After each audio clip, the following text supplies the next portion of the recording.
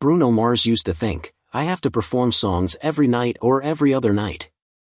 People knew Bruno Mars the superstar, but they didn't know the real Bruno, the kid who performed more than 1,000 shows before he was even 10, the teenager who slept in abandoned zoos, and the man who lost everything to gambling. At 39, he finally decided to share his whole story. Not just about the money he owes or Jessica leaving, but the childhood pain that pushed him to chase fame, the addiction that almost ruined his career, and the dark family secret he carried for years. What he revealed changed everything. Bruno was only 4 when most kids were learning to read. While other kids played with toys, he was performing 2 shows a night, 5 days a week. His family had a musical act in Waikiki, and he became their little star. They called him Little Elvis because he wore a tiny glitter jumpsuit and copied Elvis Presley's moves like he was born to do it. He was so good that at age 5 he stole the spotlight at the Aloha Bowl halftime show in front of 40,000 people. At 6, he appeared on the Arsenio Hall show. In 1992, he got a small role in the movie Honeymoon in Vegas and made $600 for 1 day of work. He later joked that it was his first Las Vegas residency. Before turning 10, he had already performed nearly 1,000 shows. That kind of childhood builds something strong inside you. Maybe that's why years later, when he was rehearsing for the Super Bowl halftime show, he said it felt like recess.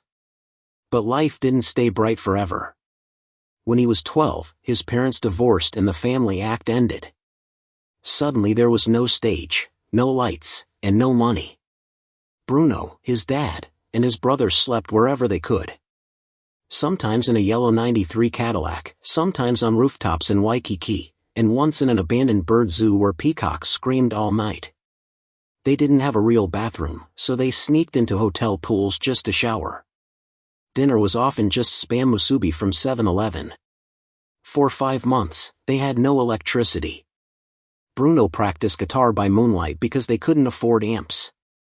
At school he was teased for wearing thrift store clothes, but he kept going. He earned $75 a night impersonating Michael Jackson so he could pay for demo tapes and bus fare. That struggle made him tough. In 2003, music labels heard his demo and told him he should become the next Ricky Martin. They wanted him to sing in Spanish, even though he didn't write in Spanish. He didn't want that. He didn't want to be a label's idea of a Latin artist. So he chose a name from childhood, Bruno, after wrestler Bruno Sammartino, and added Mars because a girl once said he seemed so confident he must be from Mars. When he moved to Los Angeles in June 2003 at age 18, he had only $600, 3 demo CDs, and a luggage tag that said Bruno Mars. In his first year, he lived in 4 different places, including a $40 a night motel on Sunset and a tiny Koreatown studio shared with 6 guys. To survive, he lied his way into a DJ job on Van Nuys Boulevard even though he had never touched DJ equipment. He got fired after 2 nights, but the $75 he earned helped him keep his phone from getting shut off. That summer, he sometimes ate nothing but 99-cent tacos from Jack in the Box. In February 2004, Motown offered him a deal. The contract was only 3 pages long. Bruno joked he had seen breakfast menus thicker than that. The label didn't know what to do with him. They wanted a Latin pop singer. 9 months later, they dropped him without releasing a single song. It was embarrassing. He had already told his family back home he got signed. But that failure actually helped him. Another artist dropped by Motown at the same time was Philip Lawrence. They became friends and promised each other they would make music that record labels couldn't ignore. By 2006, Bruno and Philip were broke but determined. They wrote music in the back of Philip's beat-up '99 Toyota Corolla parked outside a small Hollywood studio. Ari Levine ran the studio. He had equipment, and Bruno and Philip had ideas. They paid him with burritos from 7-Eleven. Whenever a chord or beat felt good, they shouted, "That's a SME," and that became their group name, the Smeezingtons. They worked 10 hours a day, 6 days a week, studying hit songs and learning how to write their own. They analyzed more than 1,000 songs before they released anything. Then Bruno's sister, Tiara, helped. She gave one of his demo CDs to a man named Mike Lynn, who worked for Dr. Dre.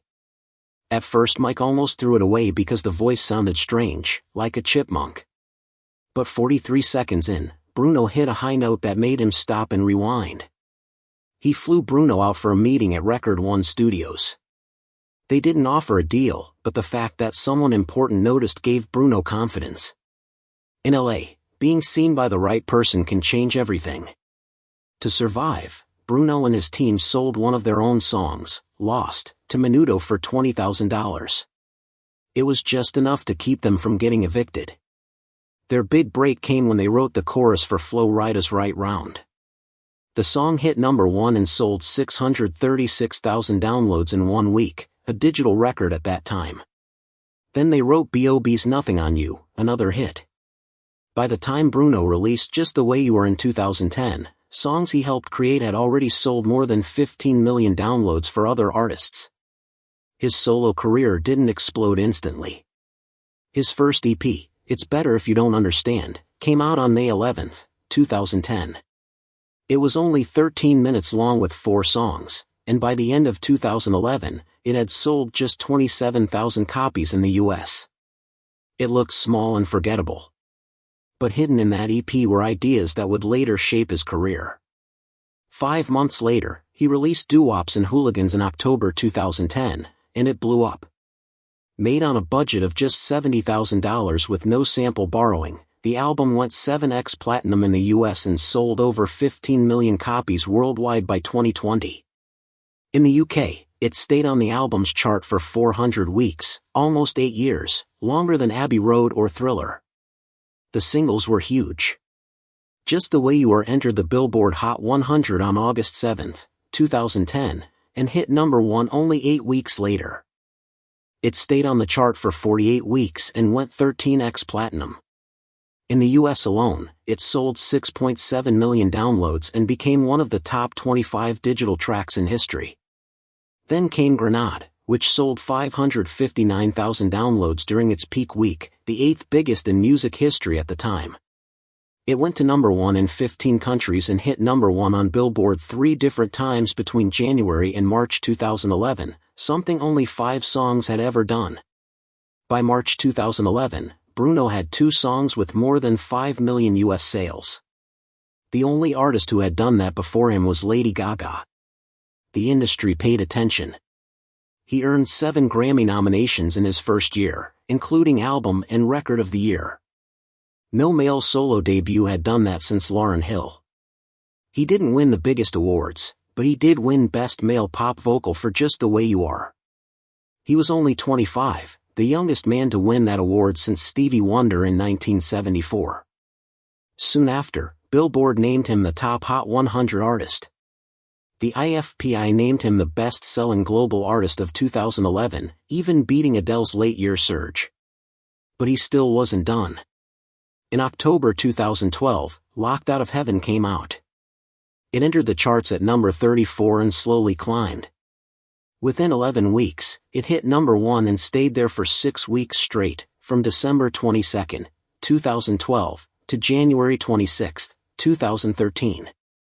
That made Bruno the first solo male artist since 1964 to score 4 Hot 100 #1s in his first 2 years. Even Michael Jackson didn't do that. The song sold fast too, hitting 1 million US downloads in just 10 weeks and eventually going 10x platinum. On Spotify, it later passed 1.8 billion streams. Critics didn't expect it. Rolling Stone called it the Police revival nobody ordered but everyone needed. That reggae rock sound broke the EDM wave that had taken over the radio. In less than 4 minutes, Bruno changed the sound of pop music. At first, Unorthodox Jukebox wasn't supposed to be wild. The label wanted a simple, catchy dance album. But Bruno and his team secretly expanded the vision. They pushed the budget and experimented with 9 different genres. From the disco shine of Treasure to the bold rock of Gorilla and even reggae with Show Me, the label panicked. One memo warned that radio would never play an album this random. Bruno refused to change anything. He even gave up 4% of his future royalties so he could pay for live horns and vintage gear that made the album sound the way he wanted. The risk paid off. Within a year, Bruno Mars' album had sold 6 million copies worldwide. Critics were amazed. Spin magazine said it felt like flipping through a jukebox at 3 a.m., chaotic but magnetic. Bruno's way of mixing genres would later be copied by artists like Dua Lipa and Harry Styles. At the 2014 Grammys, Unorthodox Jukebox won Best Pop Vocal Album and 2 other awards. Engineers revealed that each song used over 120 audio tracks, more than any other nominee that year, even more than Daft Punk's Random Access Memories. That same night, during his Gorilla performance, someone complained to the FCC over a 0.6-second shot of Bruno thumping his chest to mimic a gorilla. No fine was issued, but it earned him a spot in the 2015 Guinness World Records for the shortest televised act to trigger an obscenity review. After the Grammys, sales surged. Unorthodox Jukebox shot up 171% on the Billboard 200, one of the biggest Grammy Week boosts since Alanis Morissette in the 90s. Then came Uptown Funk. It started as a jam session on May 1, 2014, in a makeshift studio. The first version was captured on a voice memo Mark Ronson still keeps. The final song involved 11 writers, went through 5 lawsuits, and finally released on November 10, 2014. It went straight to number 1 and stayed there for 14 weeks from January 17 to April 18, 2015. It was the longest number 1 streak of the decade until Old Town Road. The song sold 300,000 downloads per week at its peak and reached 15 million daily streams worldwide.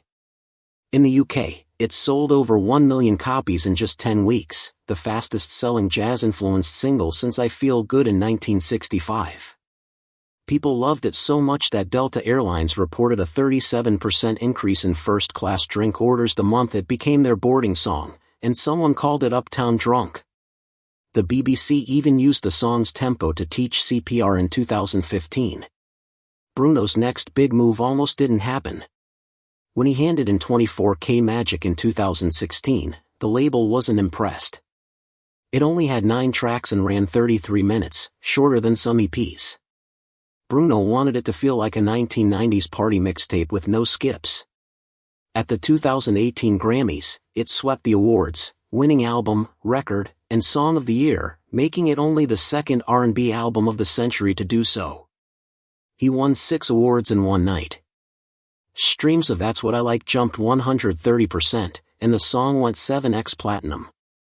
By April 2018, the album had sold over 5 million copies globally, even though it never hit number 1 on the Billboard 200.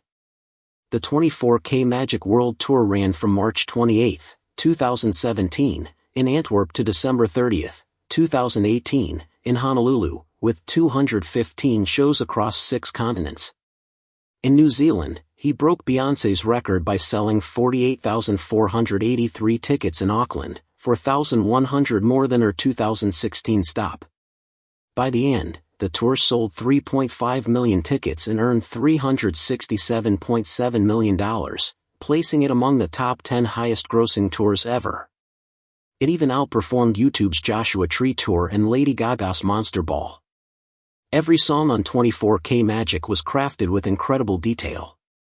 The talkbox intro of the title track mirrored Computer Love from 1987, the smooth synths in Versace on the Floor echoed Babyface's 1994 classics, and the Finesse remix with Cardi B used a 25-year-old console to capture an early 90s sound. Even the 9-track count was intentional. Bruno's favorite cassette, Bobby Brown's Don't Be Cruel, had 9 songs per side. Critics called it pop's most valuable history lesson and credited it with bringing funk back into the mainstream during the EDM era. Bruno still had more surprises. In September 2018, he recorded the hook for Gucci Mane's Wake Up in the Sky in less than 30 minutes. The track came out on September 14, peaked at number 11, and by July 2025 had gone 6x platinum with 1.4 billion Spotify streams, surpassing many number 1 hits that year. Late at night in Las Vegas, at the Dolby Live Theater, Bruno stepped on stage at 11:47 p.m. wearing a gold tuxedo. He announced, "Silk Sonic is real," and seconds later the music began. Their song Leave the Door Open dropped at exactly 12:01 a.m. and quickly hit number 4 on Billboard, rising to number 1 in just 4 weeks, staying there for 2 months. By mid-2022, it had over 2.3 billion Spotify streams. Silk Sonic wasn't just real, they were unstoppable. A year later, they performed at the Grammys in white tuxedos, backed by 18-string players and Bootsy Collins on a velvet throne. Leave the Door Open won Record of the Year, Song of the Year, and Best R&B Performance. Their album An Evening with Silk Sonic came out in November, recorded entirely in one room with analog equipment, capturing a 1973 vibe. It sold over 104,000 vinyl copies in the first week, the biggest R&B vinyl debut in over 30 years. Bruno recorded 16 different versions of just the snare drum for one song, and a final drum solo on 777 was done in one take at 3:07 a.m. after hours of tequila-fueled jamming. Silk Sonic's tour earned nearly $145 million from 37 shows, almost $4 million a night, with some fans paying $6,500 for a single ticket. Then came a surprise. On August 16, 2024, Bruno sent a message at 8 p.m. Pacific Standard Time, "Bring tissues." Minutes later, Lady Gaga dropped Die with a Smile, which broke streaming records with 27.4 million plays in a single day, surpassing Adele's Easy on Me. The music video, shot on old 16mm film in black and white, was simple but cinematic. The song ruled charts for 18 straight weeks and went multi-platinum in 32 countries, earning nearly $1 million a day in publishing at its peak. At the 2025 Grammys, Bruno and Gaga performed it with a gospel choir. Bruno held an 11-second note, earning the nickname Human Saxophone, and the final vocal was done in one take at 4:12 a.m., including a tequila bottle smashing at 3:18, which he left in for realism. Bruno then collaborated with Rose from Blackpink. She teased it with a 9-second guitar riff on TikTok, reaching 42 million views in 12 hours. When the full track dropped, it debuted at number 3 on Billboard Hot 100, marking the biggest K-pop female duet debut in history. The video hit 100 million YouTube views in just 19 hours. 9 months later, at SoFi Stadium, Bruno appeared on stage mid-show, surprising fans, and performing AP with Rose. Sound meters recorded levels louder than a jet engine, and 1.2 tons of confetti fell. Spotify reported a 300% spike in streams, and the song stayed near the top of charts almost a year later. Bruno revealed that the title meant After Party Tango, inspired by a 2019 night in Buenos Aires when he and Rose danced until sunrise. By August 2025, the song had over 3 billion streams, adding $48 million in merch sales to Blackpink's world tour. Behind the music, Bruno had a personal story. In spring 2011, he met Jessica Caban at a hotel restaurant in New York. They talked until 2 a.m., and within a year, she moved across the country to be with him. At first, she slept on an air mattress while he toured, but they gradually built a life together. By 2014, they had a home in Studio City and a dog named Geronimo. Bruno rarely spoke about her, calling her my rock once. Even the heartbreak song When I Was Your Man was never fully explained. In late 2024, fans noticed her anniversary posts vanished, and Bruno traveled to Tokyo alone wearing a gold necklace she gave him, turned backward to hide her initials. In January 2025, Jessica replied to a fan asking if they split, "I will always celebrate and be happy for all of his continued achievements." That vague statement sparked rumors, especially since it was their first December apart in over a decade. Some reports said they were living separate lives, while others claimed she still stayed in the guest room or appeared backstage at shows. They never confirmed a breakup. Meanwhile, on March 15, 2024, News Nation claimed Bruno owed $50 million to MGM Resorts from gambling debt, working it off through his Park MGM residency. The internet exploded.